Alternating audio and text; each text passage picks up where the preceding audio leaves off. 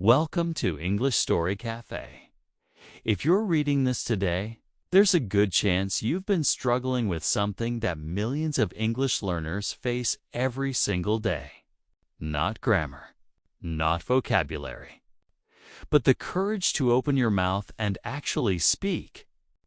You might have spent months studying, watching videos, completing exercises, and building up your knowledge. But when the moment comes to start a real conversation with a real person, your mind goes blank. Your heart starts racing, and you stay silent. You tell yourself that you'll speak when you're ready, when you're fluent, when you're perfect. But that day never seems to arrive. The truth is that starting a conversation in English doesn't feel impossible because your English is bad. It feels impossible because fear speaks louder than your voice. You know the words, you understand when others speak, but when it's your turn, you freeze. You smile awkwardly. You wait for the perfect sentence to form in your mind, but it never comes. Later, you feel frustrated with yourself, angry that you stayed quiet again. This happens because most English learning focuses on knowledge but ignores emotion. You're trying to swim while holding a heavy stone of fear. Okay. And no amount of grammar, rules, or vocabulary lists will help you float. What you need is not more information. What you need is permission to be imperfect, and a simple system that helps you speak even when you're scared. Let me share something that changes everything. It's called the 3-second rule. When you see an opportunity to speak, you have exactly 3 seconds to say something. Anything. It doesn't need to be impressive or grammatically perfect. It just needs to exist. Why 3 seconds? Because fear needs time to grow. The longer you wait, the louder your doubts become. You start thinking about all the ways you might embarrass yourself, and by the time you've finished worrying, the moment has passed. But if you speak within 3 seconds, you don't give fear the chance to take control. You might say something as simple as "Hi, nice weather today," or "Excuse me, is this seat taken?" The point isn't the sentence itself. The point is the action. Once the words leave your mouth, you stop overthinking, and your fear loses its power. Most people aren't judging you the way you imagine. They're often just as nervous as you are, waiting for someone else to break the silence. When you speak first, you become the brave one, and that's when real connection begins. Now that you understand the 3-second rule, you need simple, natural sentences that work anywhere with anyone. These aren't textbook phrases that make you sound robotic. These are real expressions that native speakers use in everyday life. For general situations, you can start with "Hi, how's your day going?" Or "I think I've seen you before," or "Are you from around here?" These sentences are friendly without being too personal, and they open the door for comfortable conversation. If you're in an office or classroom, try "Is this seat taken?" Or "I'm new here. Are you part of this project too?" Or "What do you think of this topic so far?" These phrases show respect while inviting connection. At social events or parties, compliments work beautifully. "I love your shoes. Where did you get them?" Or "This place is really nice. Have you been here before?" Make people feel noticed and appreciated. For random everyday moments, like waiting in line or sitting in a coffee shop, simple observations break the ice perfectly. "Long line today, huh?" Or "The weather today is wild," are low-pressure ways to start chatting. Here's what makes these sentences powerful. They're not trying to impress anyone. They're just real, warm, and human. People don't remember your exact words. They remember how you made them feel. When you speak with warmth and openness, your English becomes powerful regardless of your vocabulary size. But starting the conversation is only half the challenge. Many learners successfully say the first sentence and then panic when they don't know what to say next. The silence grows awkward, and the conversation dies before it truly begins. The secret to keeping any conversation alive is surprisingly simple.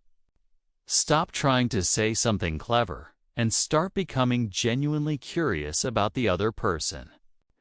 The real magic happens when you ask, listen, and comment. Here's how it works.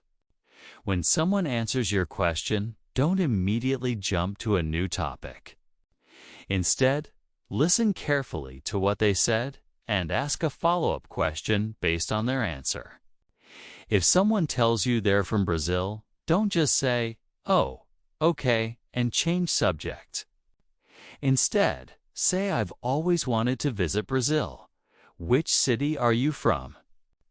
When they answer São Paulo, you can say, "Nice. What's it like living there?" Notice what's happening. The conversation isn't stopping. It's growing naturally from one question to the next, like building a bridge. You're not using difficult words, but you're creating genuine human connection. Think of conversation like a fire. You start it with a spark, which is your opening sentence. But if you don't give it oxygen through interest, curiosity, and follow-up questions, the fire dies. The best English speakers aren't the ones with perfect grammar. They're the ones who listen deeply and respond with warmth. Use phrases like, "Oh, really? That's interesting," or "Tell me more," or "How did you get into that?" to keep the conversation breathing. The biggest mistake learners make is jumping between topics too quickly. They ask where someone is from, then what they do, then if they like movies, all in rapid succession. This keeps everything surface level and feels robotic. Instead, go deep into one topic. Explore it, ask about it, share your own thoughts too. That's what real conversations sound like. For shy or nervous speakers, the challenge goes deeper than technique. English learning isn't just about language. It's about emotion, fear, shame, and self-image. The biggest mistake shy learners make is trying to improve their English without healing their fear first. Shyness isn't something you're born with. It's something the world teaches you through criticism, rejection, or comparison. For English learners, this fear multiplies because you're afraid of your accent, your mistakes, your imperfect grammar. You believe that silence is safer than speaking badly. But here's what you need to understand. Your silence will never be perfect, but your voice, even if it trembles, will always be powerful. Start with small, manageable steps.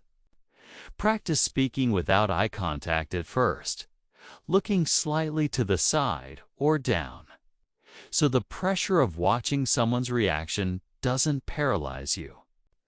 Write simple scripts for daily situations like ordering coffee or greeting a neighbor.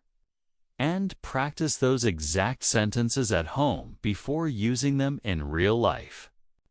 Practice volume control by saying one sentence softly, then louder still, until your voice feels strong and present. When your voice becomes stronger, your fear becomes weaker. Go to quiet spaces like empty parks and talk to yourself in English out loud, describing what you see and practicing greetings. No one is judging you there, but you're training your courage. Most importantly, embrace one mistake per day. Make it your goal to find that mistake, because each one is a teacher, not a failure. Shy people fear mistakes like monsters, but mistakes are simply stepping stones to fluency, the most effective way to build speaking. Confidence is through daily practice with real conversations. Choose one simple sentence like "How are you?" or "Have a good day," and practice it 10 times alone.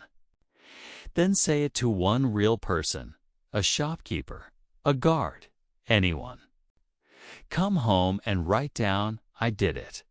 That's all. One sentence, one person, one moment of courage. Do this for 7 days, then increase the length of your sentence. Then try a second sentence.